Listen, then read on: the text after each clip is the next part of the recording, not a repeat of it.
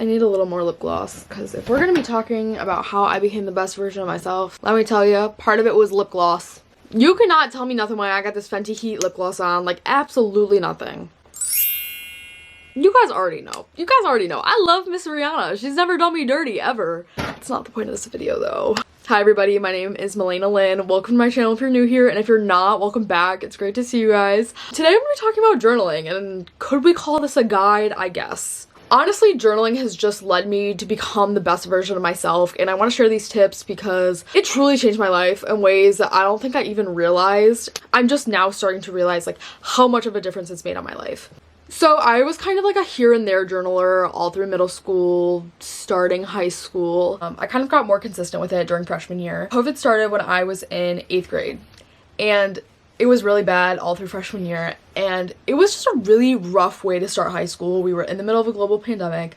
I was having trouble with friends. This was the most alone I've ever felt. Even though it was a really painful part of my life, it was truly a blessing in disguise, and I know God had a plan for me. Now in hindsight, I can look back at it and say, okay, that time of my life did suck, but I've just become a better person, a new person because of it. I don't want to get into all of it in this certain video, but being alone and not really having that choice kind of forced me to take a step in the self-care direction. I really learned how to be alone with myself and who I am at my core when you take everything else away. What are my beliefs? What are my values?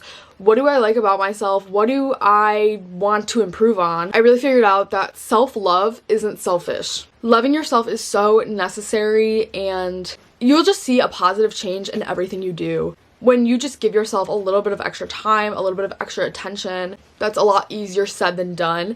But I feel like journaling was definitely the step in the right way to get there.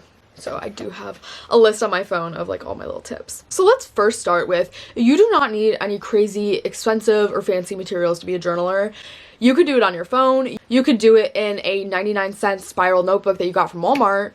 During back to school season, you can use a pen, pencil, chalk, like whatever you want to use. Like, go crazy. That is your place. That is your journal. Me personally, I really like my cute little journals. The one that I'm using currently, my mom got me for, I forgot what it was, like maybe Christmas, maybe my birthday. It says self-love, not selfies.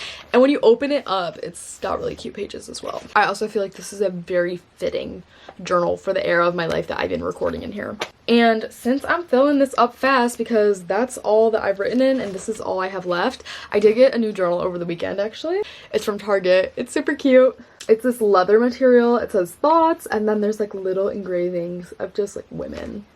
Because I love being a woman. I love womanhood. And then this was really cool. I've never had a journal where you can just circle the month, you can circle the date. Please give yourself context in your entries. Write down the day, write down the date, write down the time of day. I honestly picked up this tip from Carrie Walker on YouTube, so if you check her out, she's definitely got a lot more journaling tips than I do. It just makes it easier to know like what's going on in your life when you know when you wrote it.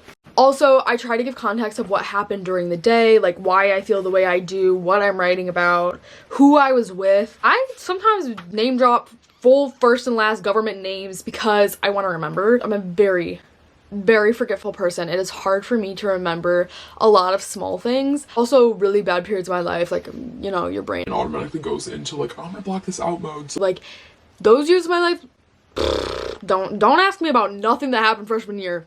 Like, I can tell you the gist of it, but I can't tell you any specifics. Like, I wish I could tell you. But I do have my journal entries to look back, so I too get to relive some of those memories. One of my other tips was, like, referencing those old entries and see how you've improved. You can look at those entries and be like, wow, this is really sad, but, like, I'm thankful to be where I'm at now. And it just gives me motivation. It's like, if I can get better in this amount of time, like, imagine what I can do if I keep being consistent and I keep loving myself and I keep working on myself. Like, where am I going to be then? When I'm in a certain mood, like a little inspirational mood, I sometimes write like little messages to my future self. It's something that has to go along with the other entries. So when I look back, I'm like, oh, she was so cute. She didn't know what was coming. If you don't know what to write about, you could find prompts online. I do that sometimes. Pinterest is my go-to. Like, Pinterest is my girl. What in your life gives you energy, gives you purpose, gives you joy?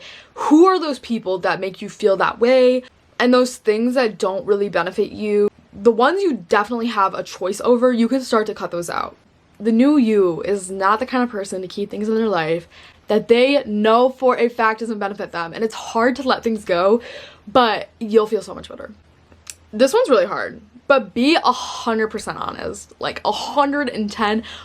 And this was something I really struggled with at the beginning. I was like, I'm gonna look back at this and I'm gonna think I'm such a bad person. Like, if I get this on paper, then I'm gonna solidify that I am a bad person and that I blah blah blah blah blah blah, whatever I was saying, whatever my reasoning was. And at the end of the day, we're human and we're gonna have certain emotions. And I think for so long I was like, I don't want to come off as angry or mean or whatever didn't want to come off as. Anger and sadness are very human emotions. It comes out in here, it won't come out here. So whenever I'm frustrated about a topic, I can kind of process through it without somebody else. I can just process through it on my own. Sometimes you don't even need to process, you just need to get it out so you can forget about it. Move on, like, it's here. I said what I need to say. Now I'm gonna go on to my next day. If I'm honest, when I'm angry with people, I'm not going to feel as angry in person and I'm not going to lash out. I know many people are worried about being honest because a family member, a friend, whoever is going to find your journal and read it. Just try to find a safe place. Maybe have a discussion with your parents or your siblings or whoever that, like, hey, this is my journal, I don't want you to touch it. I don't want you to read it. Like, for my privacy, these are my boundaries that I'm setting up. When you're sitting down to journal, this is your time. Nobody else's. This is your time. So you can choose the parameters of what you like or don't like. So if you see me in a lot of my videos journaling and I have something going on my phone, I love to listen to like YouTube videos while I'm journaling because I'm a multitasker. I need multiple things going on at once. You can be alone or you could be with people. I personally like to do it alone. And the last thing I have is just try to be consistent. Again, a lot of these things I'm saying are so much easier said than done. Consistency doesn't have to mean that you're in your journal every day writing 10 pages. You find what works for you. Let's say you're like, okay, 2 times a week, I want to sit down in my journal and write a page. Some days I have like 6 pages where I went on like a rant about something and went off on 4 different tangents. But there's other days where I literally wrote a sentence. I was like, I don't want to journal today, and then signed off my name. My consistency for me is more with timing. I always want to shoot for like 1 page, but I get over it. If I don't hit the 1 page mark, if I do more, if I do less, like, it's whatever. I've been rambling for 15 minutes. We'll edit a little bit of this out so you guys aren't sitting here for 15 minutes, you know what I mean? Hopefully this helped if you're trying to start journaling, if you're trying to be more consistent with it. I hope today is so amazing for you, and if it's not, tomorrow is a new day to start again.